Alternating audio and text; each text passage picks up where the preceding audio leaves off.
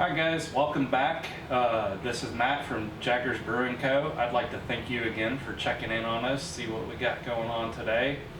So what we got going on here today is I've got set up some things. First and most importantly is this yeast that I've collected. This is out of 3 different bottles. They're out of big bottles like this. It's a farmhouse ale.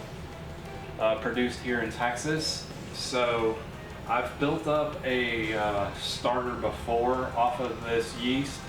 Not this particular one here, this is going to be a fresh start. But I built up a starter off of a few bottles that I mixed in a few other things in that took off like a rocket. So I want to see if I can duplicate that. And since I want to try to duplicate that, I figured I would share what I did the first time. So again, this is a yeast collection off of 3 different bottles. There is a little bit of beer in there. These are fruited beers that they produce. They re-fermented or bottle conditioned in the bottles. So there's going to be some yeast in here, but there's also some bacteria, which is interesting to me, especially in the farmhouse ale style, to get all those different tastes that farmhouse and saisons are known for. So the criteria for you to be able to do this is it should be like re-fermented or bottle conditioned. That'll give you a layer of yeast that is going to be kind of down here, down low. It'll cake up. So the first rule in doing this would be that you probably want to put that in the refrigerator. I would say start with 3 days. It'd be best if you leave it in there for a week, so all that yeast and everything travels down to the bottom of the bottle. Okay, so then the next thing that you would want to do is, if it's a big bottle like this, you're going to probably want to get 2 glasses ready, and you're going to want to slowly pour it in there without disturbing all that yeast. And then as you get close to being even, like with the bottle, or you have the bottle down like that, you definitely want to be careful because at that point you'll start pouring out your yeast. So you want to leave enough in there that it still coats the bottom and the fluid still protects the yeast. Start off with a sanitized jar with a lid on it. I keep this in the refrigerator. So over the course of a month, I went through 3 different bottles. Another example here is I've got another farmhouse ale. This one has some bread in it. I don't have any on hand. The first time that I built this up, the same type yeast culture, I threw some bread in there, and then I threw another farmhouse ale in it. So it had a bunch going on in there. So the next thing that you'll probably need is going to be a flask or a jar or something like that with some starter wort in here. Starting gravity is 1030. I'm going to start it off at 800 milliliters. I already have my sanitized stir bar in there for the stir plate. So what I'm going to do is I'm just going to take this off of here. Keep everything sanitized. And then I would want to swirl this around so it collects all that yeast in there.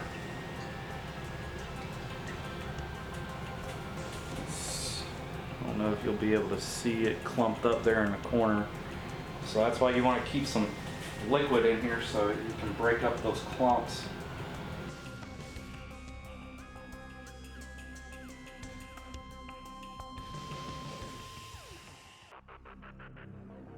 Alright, it's all dissolved. So I'm just going to pitch this go directly into there, like so. I'll put this bag with this rubber band back over here just because I know this is all clean. I can leave this be for a few minutes while we still talk before I get this going and start the action there. That's just one example of what we can do there. So, like I said, I want to do this for a farmhouse ale. I could theoretically take some of this Brett, put it in there if I wanted to.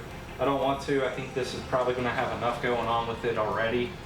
But another thing that we could do is, say like with these Trappist ales here, we're trying to catch a certain flavor profile that, you know, these things are known for, or the attenuation that they're known for, or we're trying to get a closest possible clone that we'd want to get. You could probably take these guys and open them up and take the yeast out of there. Same thing carefully. To note, some people, when they pop those open, they'll take a flame from a lighter around the lip to kill off any bacteria that might be there, or they'll sanitize the bottles with some Star San as soon as they open it up, because at that point in time the beer isn't really necessarily important when you're trying to chase the yeast. So the few times that I've done this and I've been successful, I haven't taken the lighter, I haven't done any Star San or anything. I just uncap it, keep the cap in my hand with the top and the bottom of my hand. I'll pour it nice and steady as I can, and then I'll immediately put that cap back on, and then I'll swirl it around and put it in a sanitized mason jar. That way I'm ready to rock and roll. I guess maybe I've been lucky, or I haven't detected any problems, but that's just kind of what I do. Do that at your own risk. Do your own research as far as that goes. Take whatever precautions that you deem necessary as far as that goes.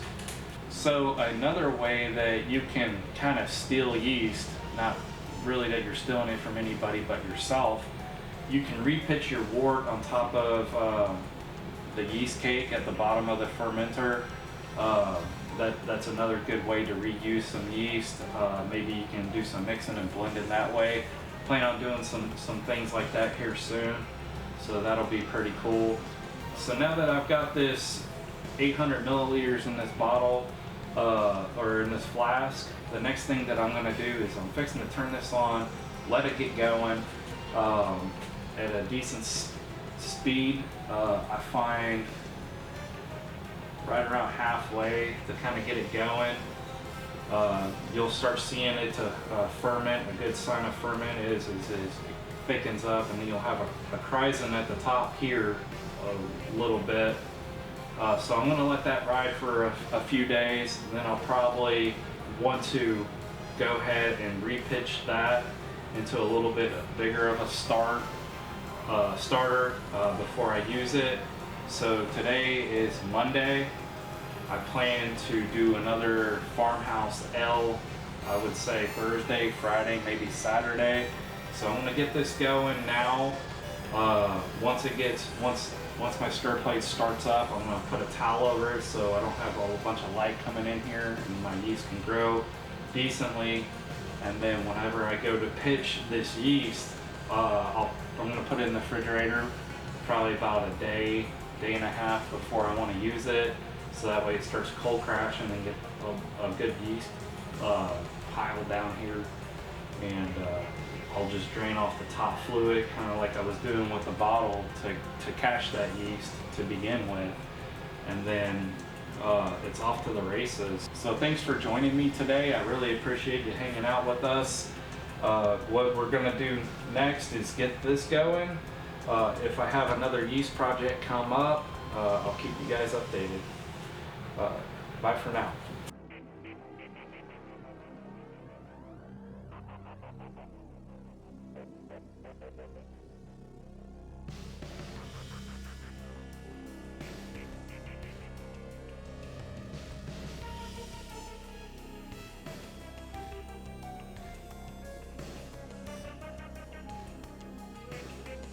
All right, so this is day 2 of the series here. So where we left off, I went ahead and put some yeast nutrients in there after we pitched the yeast and it was going for a couple hours. I apologize for not getting that footage, but let's check on our yeast here. So we got a little bit of activity going on now. I think what we're gonna do is we're gonna let this ride out for just a little bit longer. Today's now Tuesday, so it's been right about 24 hours right now with a little bit of activity.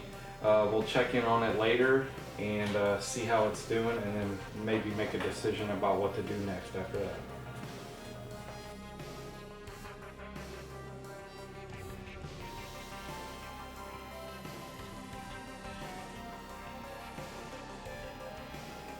I hear you asking, what's in the glass? Well, if you go back to the first video that I released, this is the Sundew Weizen.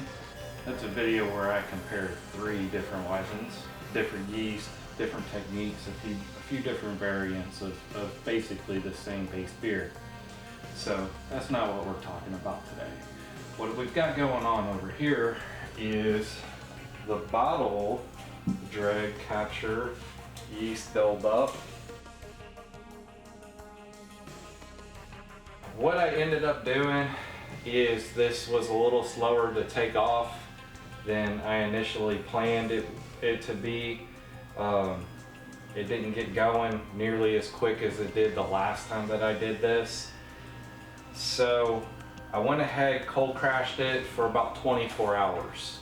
I let the yeast fall out of suspension, make a little miniature yeast cake. I went ahead and drained off the wort that was on top of it a little bit. It was right about 800 milliliters here.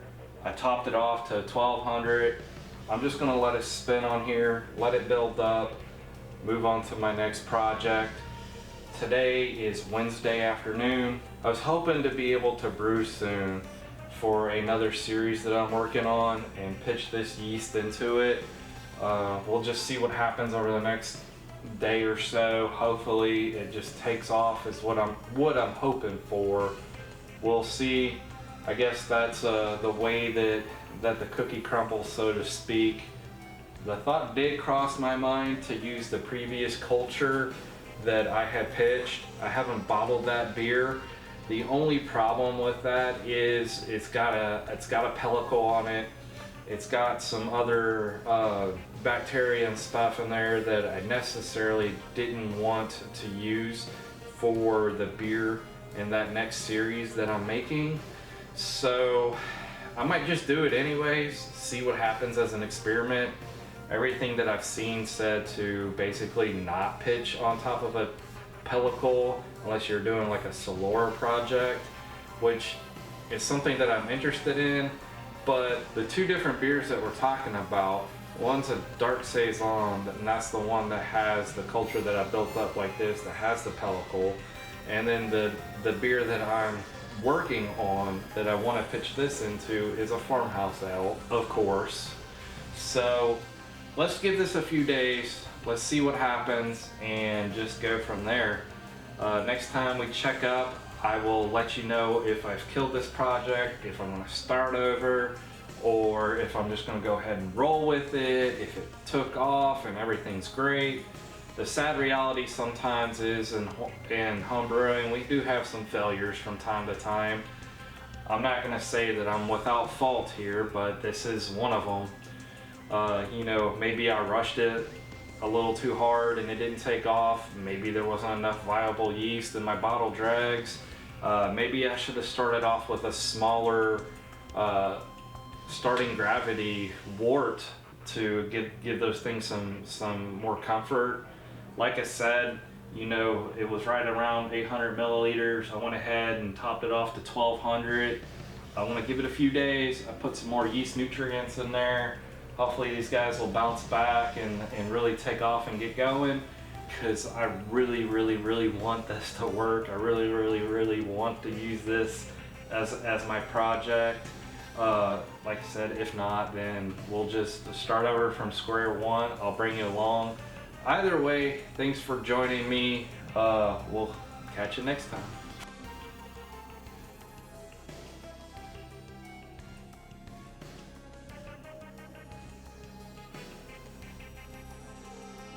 Alright guys, so it's finally Friday, and got some really good news about this yeast.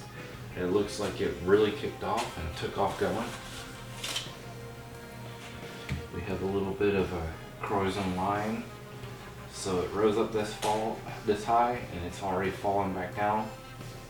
At this point in time, the best thing to do is to go ahead and cold crash it, so that way all this yeast that you see will accumulate down here at the bottom, and then we can pitch it into the next beer.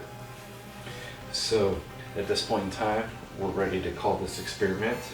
Again, this was from Bottle Dregs. It took a little while for it to get going.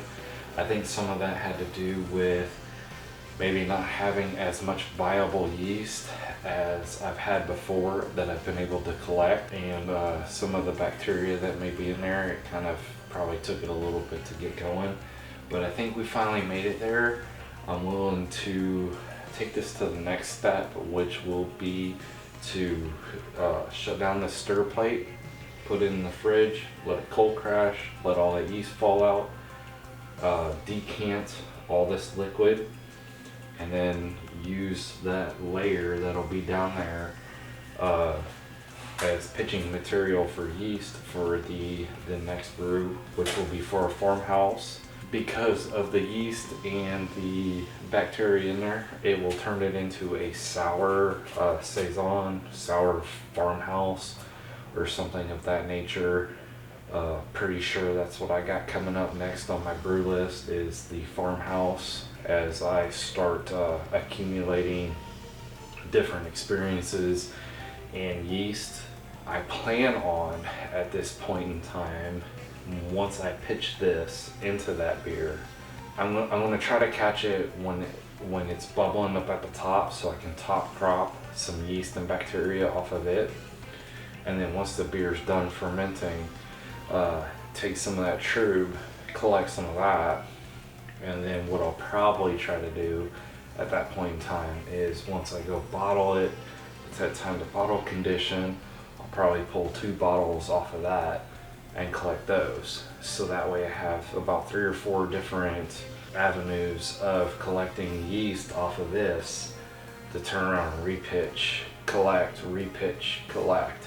And so eventually I'll make this my own house culture, potentially, if it's something that I end up liking. So thanks for joining me. The next time that you will see this will be probably after it's spent about 2 days in the fridge. Everything's crashed out, I'll decant, and then I'll probably use it and pitch in a beer. Thanks for joining. We'll see you later.